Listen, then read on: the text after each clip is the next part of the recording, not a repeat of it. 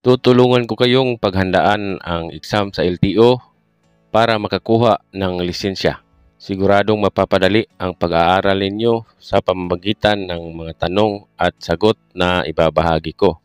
Welcome back sa Simple Nobs at ito na po ang unang bahagi ng LTO Computerized Exam Reviewer Tagalog version.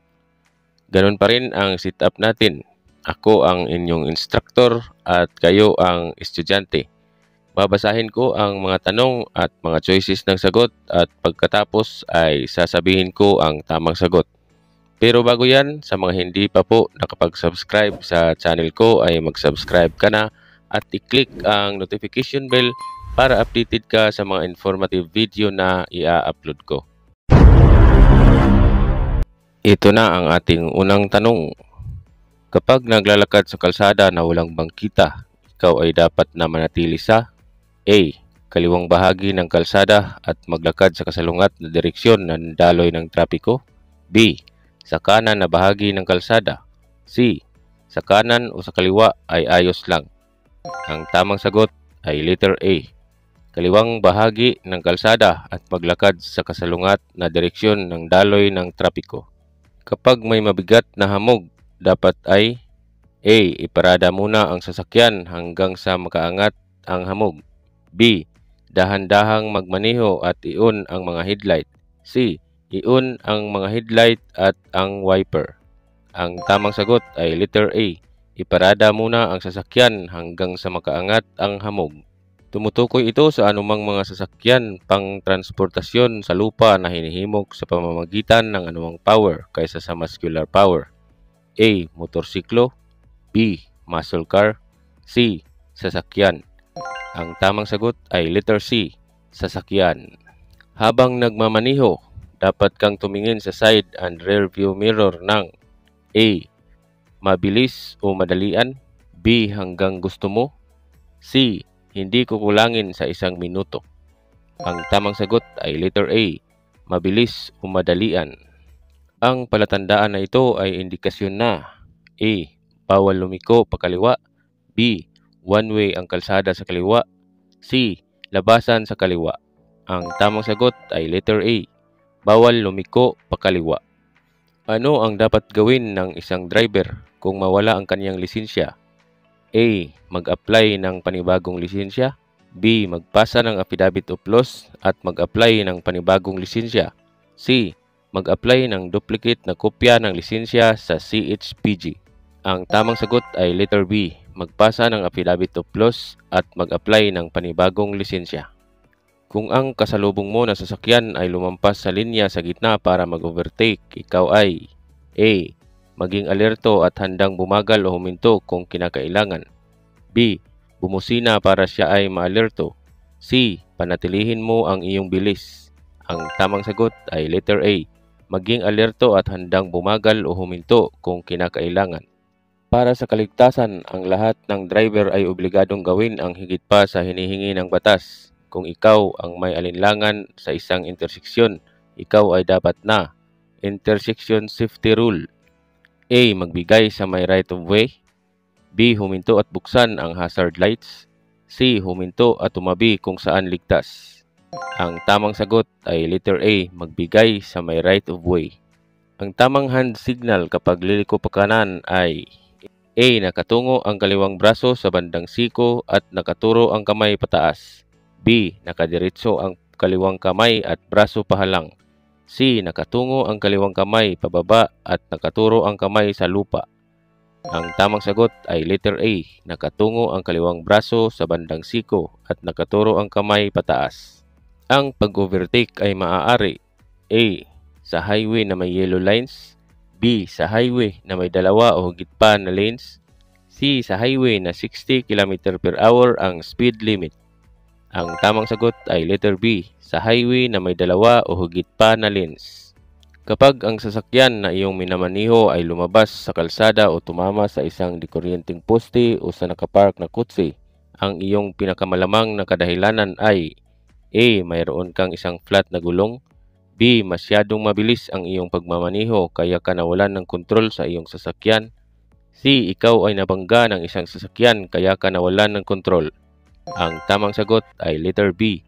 Masyadong mabilis ang iyong pagmamaneho kaya ka nawala ng kontrol sa iyong sasakyan. Ang driver na nasa highway o kalsada sa isang business o residential na lugar ay dapat magbigay daan sa A. Nagmomotorsiklo, B. Mga tumatawid, C. Nagbibisikleta. Ang tamang sagot ay letter B. Mga tumatawid.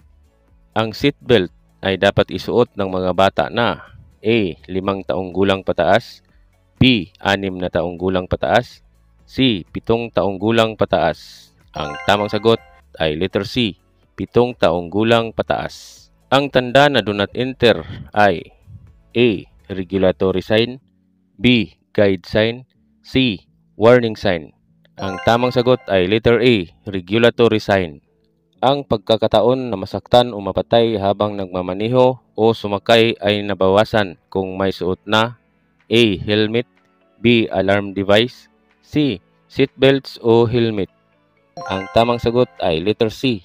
Seatbelts o helmet. Ang isang may lisensya ay maaaring magmaneho ng A.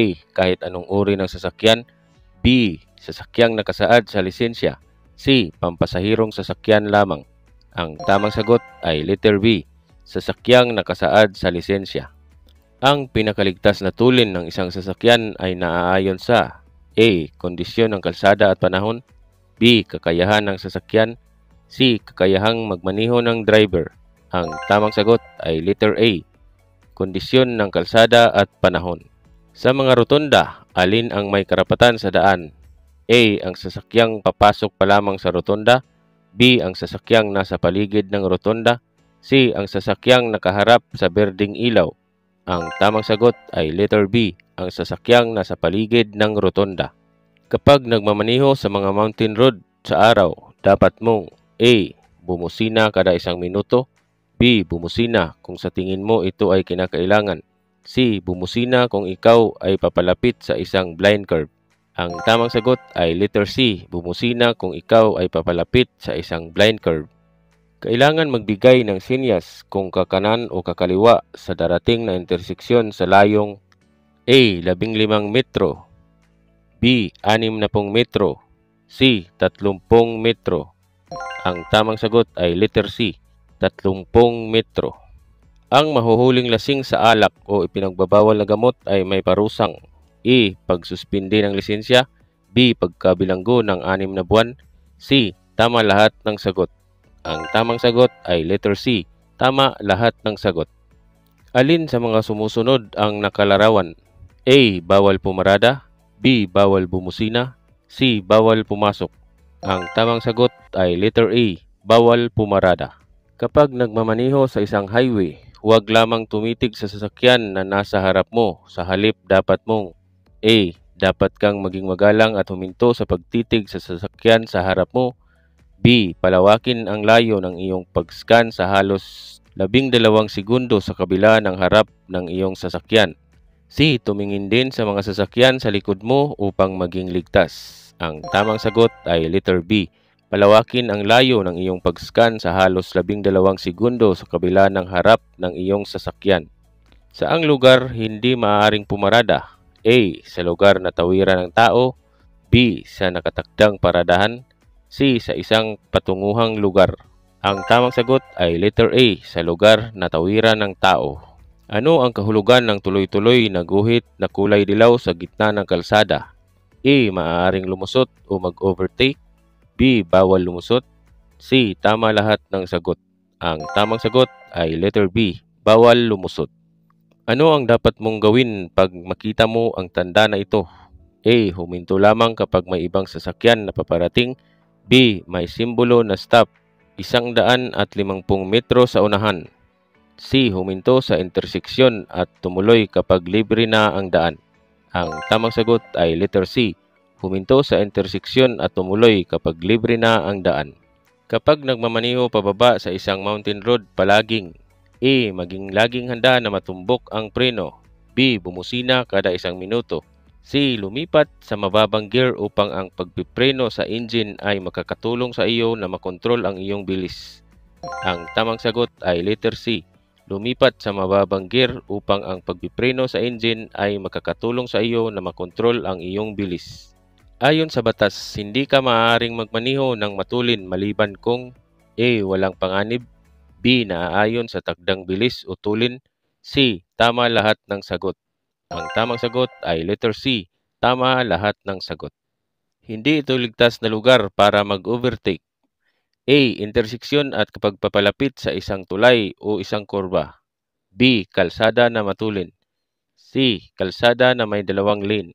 Ang tamang sagot ay letter A. Interseksyon at kapag papalapit sa isang tulay o isang kurba.